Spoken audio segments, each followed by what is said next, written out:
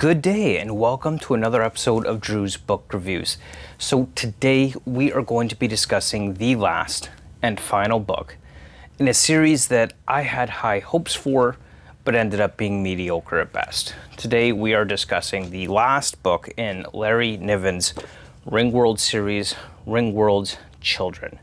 This is the fourth book in the series. If you are interested in what I have to say about Ringworld's Children, stay tuned.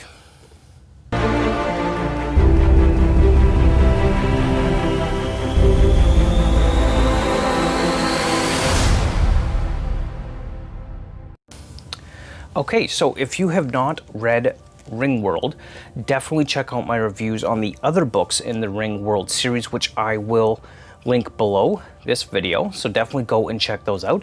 But essentially, the Ringworld is this idea of this massive ring around a star, habitable ring, so it's many, many millions of times larger than Earth as a whole, with just trillions of inhabitants. And these inhabitants are hominids, so they're different types of humans that have evolved in different ecological niches throughout the Ringworld into a variety of different species throughout the Ringworld.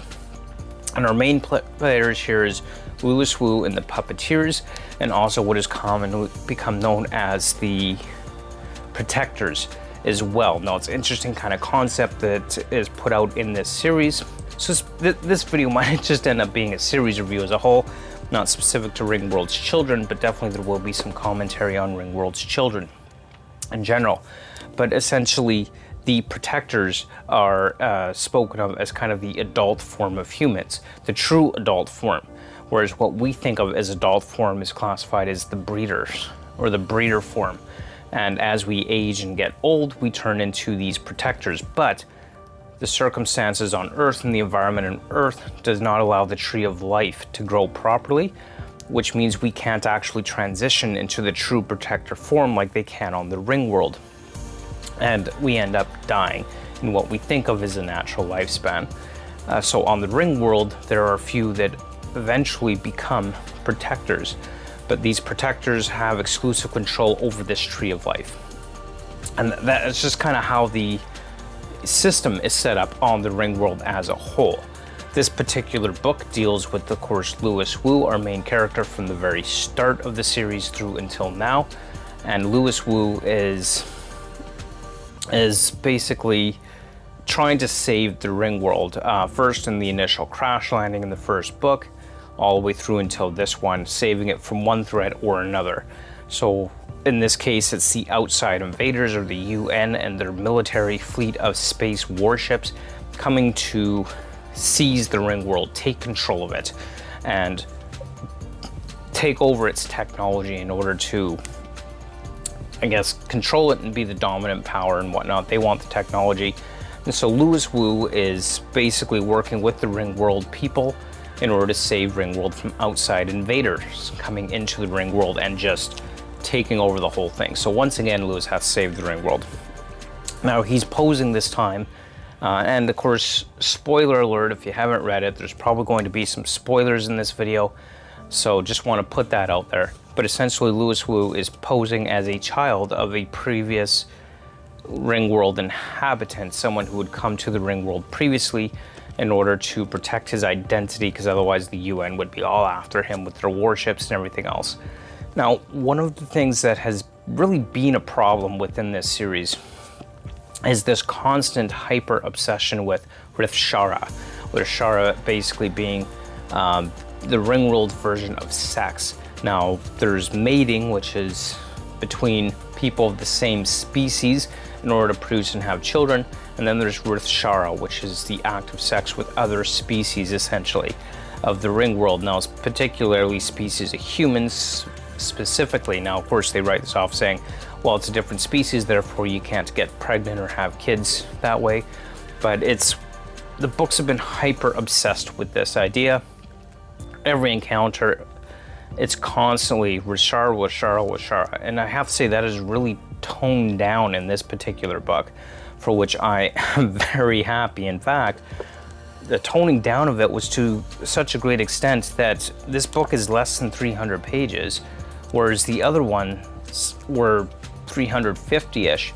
So essentially we've taken out 50 to 100 pages worth of story with significantly toned down Rashara, which is in the end actually made it a better book than the previous ones. So Ringworld Throne, I gave a two-star review because I'm just getting sick of this idea.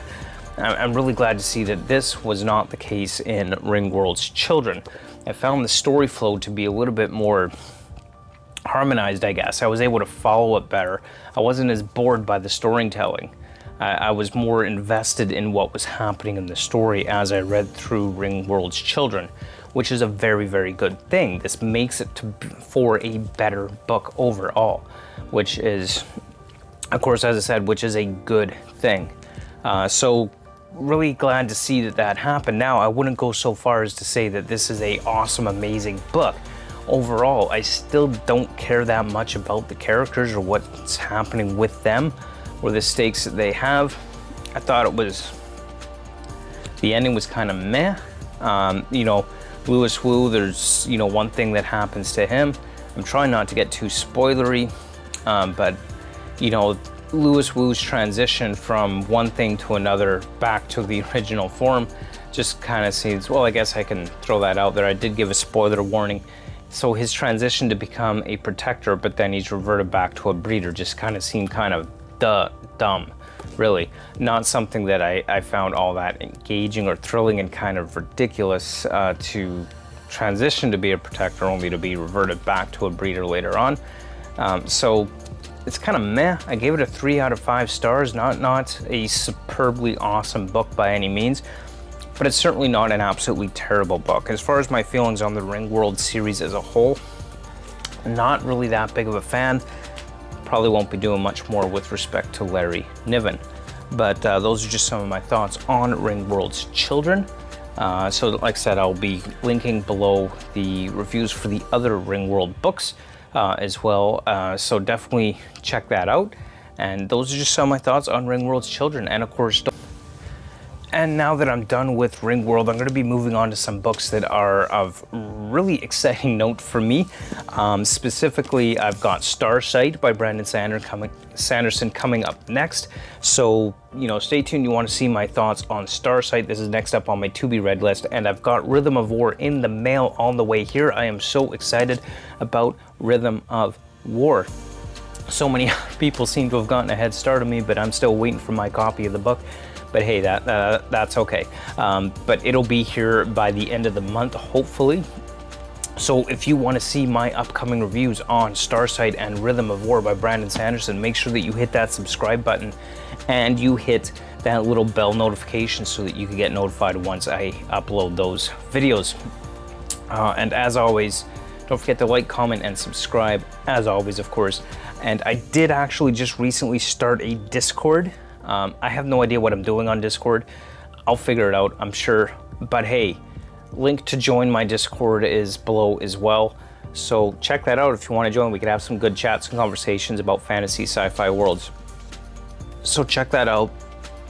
And until next time, keep on reading.